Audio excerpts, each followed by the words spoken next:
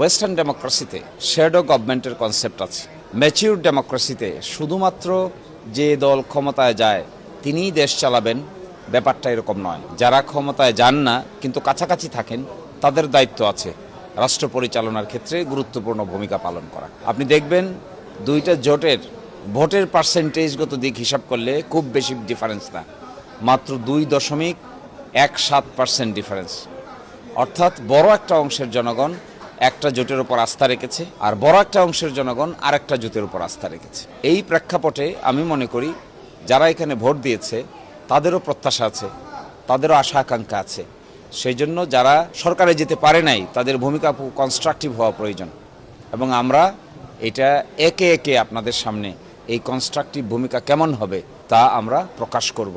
আমরা এটাও চেষ্টা করছি যেন আমাদের মধ্য থেকে একটা ল মিনিস্ট্রি যখন গঠন হবে তার ছায়া কিভাবে হবে, ফরেন মিনিস্ট্রি যখন গঠিত হবে তার ছায়া কিভাবে হবে, একটা ফাইন্যান্স মিনিস্ট্রি যখন গঠিত হবে তার ছায়া কিভাবে হবে, একইভাবে কমার্স মিনিস্ট্রি যখন গঠিত হবে তার ছায়া কি হবে, স্বরাষ্ট্র মন্ত্রণালয় যখন গঠিত হবে তার ছায়া কি হবে। আমরা সংশ্লিষ্ট ব্যক্তিবর্গকে দায়িত্ব দিয়ে এগুলো সুনির্দিষ্টভাবে কনস্ট্রাকটিভলি সাহায্য করা এবং ক্রিটিসিজম করা।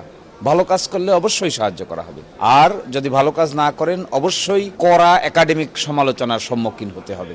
এই ধরনের ব্যক্তিবর্গকে দিয়ে আমরা টিম গঠন করে প্রতিটা মন্ত্রণালয়ের এগেনস্টে, বিশেষ করে বড় বড় মন্ত্রণালয়গুলির এগেনস্টে আমরা এই ধরনের টিম গঠন করে ওয়াচডগ বা অবজারভেশন করার জন্য দায়িত্ব দিব।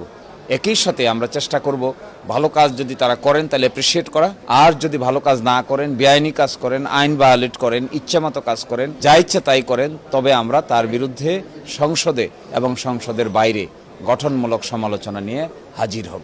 এটার নামেই ছায়া মন্ত্রিসভা।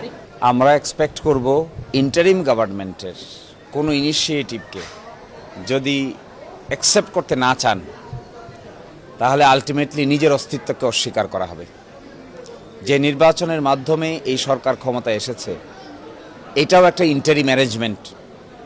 যে জুলাই সনদ বাস্তবায়ন আদেশের অধীনে গণভোট অনুষ্ঠিত হয়েছে, কেউ যদি এটাকে অস্বীকার করে তখন তার নিজের অস্তিত্বই থাকবে না। কেউ যদি মাঝখানে ইন্টারিম গভর্নমেন্ট গঠন প্রক্রিয়া, তার কর্মকাণ্ড এইগুলোকে বৈধতা দিতে না চান তাহলে নিজের বৈধতা আসবে কোথা থেকে? ফলে আমি মনে করি অবশ্যই ইন্টারিম গভর্নমেন্টের যে সমস্ত কাজ করেছেন, সংস্কার কাজ করেছেন, বিভিন্ন অধ্যাদেশ জারি করেছেন, গুম খুন অধ্যাদেশ থেকে শুরু করে অনেক গুরুত্বপূর্ণ কাজ করেছেন, তার মধ্যে সেপারেট জুডিশিয়াল সেক্রেটারিয়েট অধ্যাদেশ জারি করেছেন। এগুলোর ব্যাপারে বর্তমান সরকার সেমভাবে অ্যাপ্রুভ করবেন, এগুলোকে অ্যাক্টে রূপান্তর করবেন।